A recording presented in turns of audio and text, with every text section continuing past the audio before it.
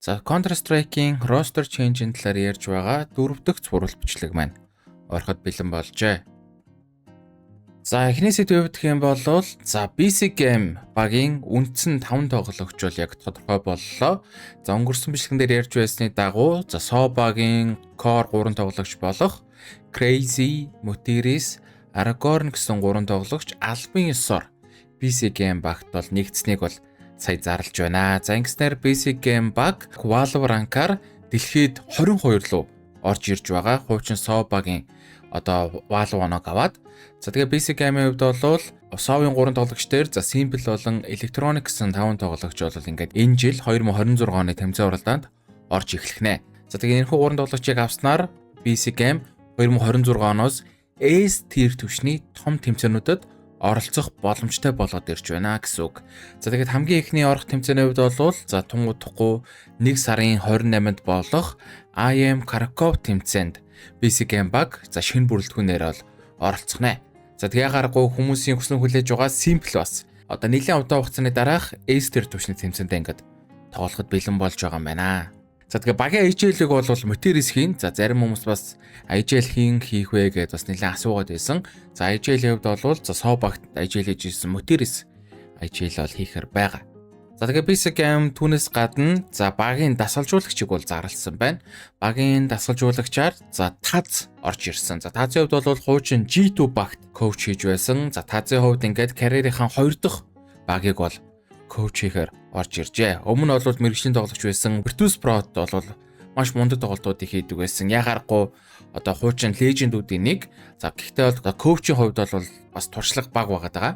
За PC game-ийн дасгалжуулагчаар ингэж орж ирж байна таз.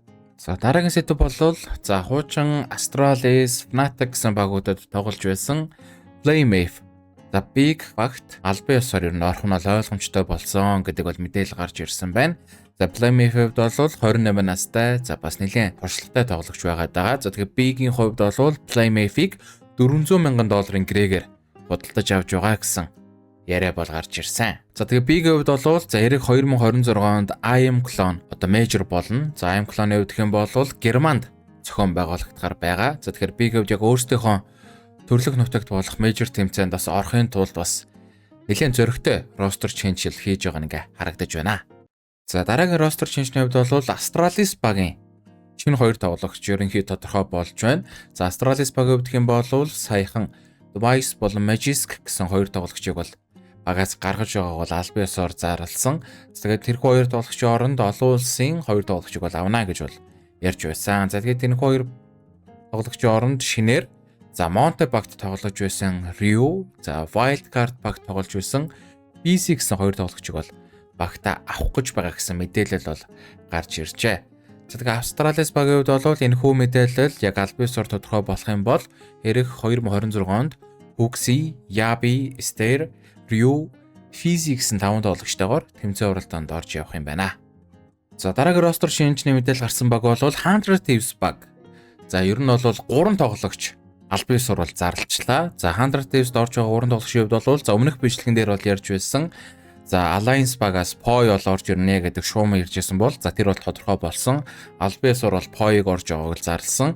За түүний араас за Ecstatic багт тоглож байсан Sairach гэх тоглогчийг бас оруулж ирж байгаагаар зарлалаа.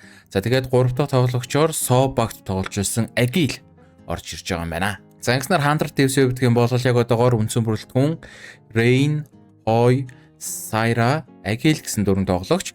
За 5 дахь тоглогч бол одоохондоо тодорхой болоогүй байгаад байгаа. За гэхдээ Device орж ирнэ гэдэг бол шуум бол нэлийн эртнээс бол яригадад эхэлсэн. За багийн дасгалжуулагчаар бол Glaive орж ирсэн байгаа 100 Thieves дээр.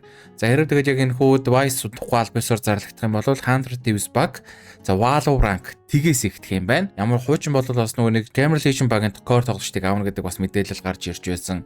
За гэхдээ 100 Thieves одоо ингээд шинэ 3 тоглогчийг өөрөөр багуудаас ингээд авчиж байгаа болохоор Valorant-а тгээс эхэлж таарах нэ. Ирэх 2026 оны тэмцээн уралдаанд. За тэгээ SO багийн хувьд гэх юм бол яг багийн үндсэн бүрэлдэхүүн бол бүгдийг нь ингээд зарчиж байна. За SO багийн сүүлийн тоглогч болох Торийн хувьд бол за FlyQuest багт орсноо бол зарласан. За FlyQuest-ийн хувьд бол за Regali гэх залуу тоглогчоо бенчлээд оронд нь SO-гийн сүүлийн тоглогч Story-г бол багтаа нэгтгэсэн байгаад байгаа. За дараагийн ярих сэдэв бол за Синзүү Монголд багт буцаад бол орохгүй гэдэг нь аль биесээр ерөнхийд тодорхой болцсон байгаад байна. 1 сарын 3-нд за хичээл ТV дээр бол мэдээлэл гарч ирсэн. За тэрхүү мэдээлэл дээр бол за Монголд баг бенчэнд байгаа Синзүү гэх тоглогч дээрээ за бусад багуудаас санал хүлээж авахд бэлэн байна гэдэг мэдээлэл бол зарлагдсан. За ингэснээр ямар ч байсан Синзүү бол гадны одоо олон улсын баг руу зарагдах нь ерөнхийдөө ойлгомжтой болж байгаа. За Синзүүгийн хувьд бол хичээл ТV-гийн шилдэг 20 тоглогчийн топ 13-д бол бичигдсэн. За тэгээ гарах бас дэлхийн том багууд бол Синзүүг авах гэж бас үн хаялцсан бол ойлгомжтой байх. За гэхдээ одоогор бол Синзүү яг ямар багт орох вэ гэдэг бол яг нарийн мэдээлэл, тодорхой мэдээлэл бол гарч ирээгүй байгаад байгаа. За тэгээ түүнээс гадна Синзүүгийн хувьд бас өөрийнхөө ролыг солиход бол бэлэн байгаа гэдэг бол хэлсэн. За Синзүүгийн хувьд бол Rifle, Entry Frag дээр бол тоглодог байсан хуучин. За тэгээд энэхүү ролныхоо оронд AWP-гээр тоглох сонирхолтой байгаа. Энэхүүс рол руу шилжихэд бас нээлттэй байгаа гэдэг мэдээлэл бол гаргаж ирсэн байна. За Синзүүгийн хувьд бол бас хуучин NKT багт байхдаа яг багийн үндсэн бас AWP-гээр тоглодог байсан. За яхааргүй Синзүүгийн хувьд бол бас оп гэдэг буугаараас нэлээд гоё тоглолтуудыг хийдэг. За хуучин бас Монголд байхдаа маш олон хайлайт буудалтуудыг бол хийж өснэг та бүхэн бас санаж байгаа бах. За одоо тэгээд гол нь Синзүү ямар баг руу явах вэ гэдэг маш их сонирхолтой байна. За тэгээд Синзүүгийн хувьд хэм бол за маш олон баг руу явах гэж байгаа, орох гэж байгаа гэдэг бол шуумууд бол яригдаад байгаа X дээр.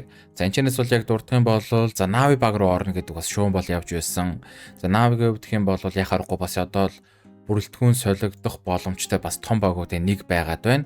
За тэгэхээр Навигаас гадна бас Liquid руу бас орох боломжтой байгаа та. За Face Clan бас орно гэсэн гих мэдчил ерөнхийдөө бол бас маш одоо тийм баттай биш шуум мэдээлэлүүд бол интернетээр бол дүүрэн явж байна. За тэгээд ямар ч байсан тунгуудахгүй Монгол болон Синзүүгийн зүгээс яг аль баг руу аль биесээр орж байгаа бол тухай зарлах байх.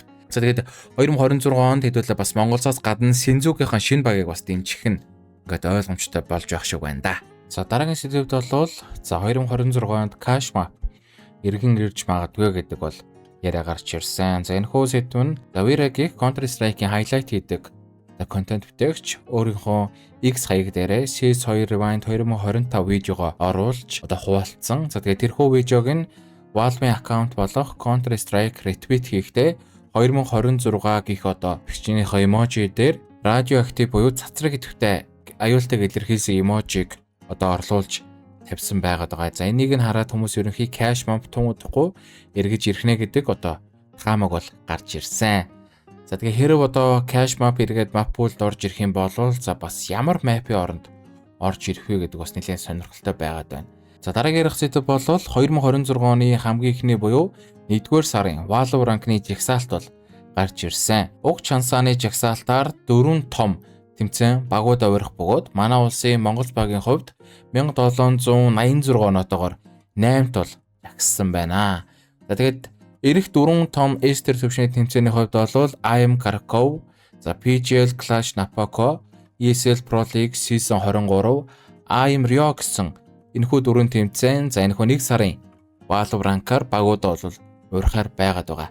За тэгээд манай Монгол багийн хувьд хэм бол энэ 4 тэмцээний за хамгийн ихний тэмцээн болох IM Krakow 2026 тэмцээнд 1 сарын 28-наас 2 сарын 8-ны хооронд болох тэмцээнд бол орох нь бол ерөнхий бол баттай болсон байгаад байна. Манай багийн хувьд бол энэхүү тэмцээнд 2 дугаар шатнаас бол орохоор байгаа Valve ранкаараа. За 2 дугаар шатт нь бол 8 баг шууд урилгаар бол орж ирж байгаа.